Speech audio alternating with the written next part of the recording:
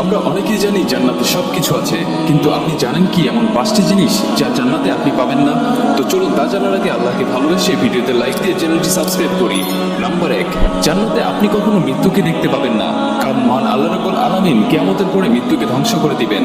Number 2, জান্নাতে একজন আরেকজনের প্রতি কখনো হিংসা করবেন না, কারণ মহান আল্লাহ রাব্বুল আলামিন জান্নাতীদের দিল থেকে হিংসা চিরতরে দূর করে দিবেন।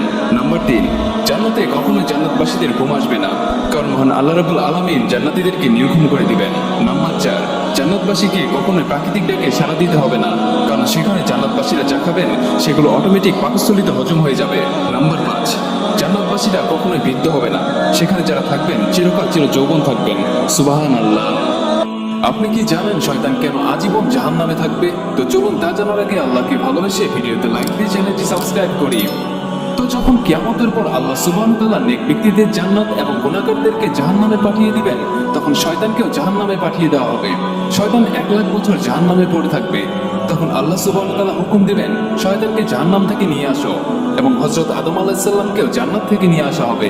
তারপর আল্লাহ রাব্বুল আলামিন শয়তানকে বলবে, হে শয়তান, তুই আমার নাফরমানি করেছিলি যখন আমি তোকে হযরত আদম আলাইহিস সালাম। একবার আবু জাহেল আগুনের কসম করে বলল, আমি যদি কখনো মোহাম্মদকে সেজদা করতে দেখি তাহলে আমি তাকে সেখানেই শেষ করে ফেলবো। নাউজুবিল্লাহ। তো একদিন সেই সময়ে চলে আসলো। আবু জাহেলে দেখলো বিশ্বনবী নামাজের মধ্যে সেজদারত অবস্থায় রয়েছে।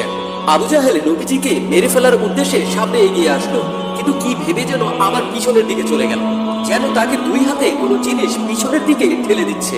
যখন অন্যান্য লোকেরা আবু জাহেলকে জিজ্ঞাসা করলো, আপনি পিছনে কেন ফিরে এসেছেন?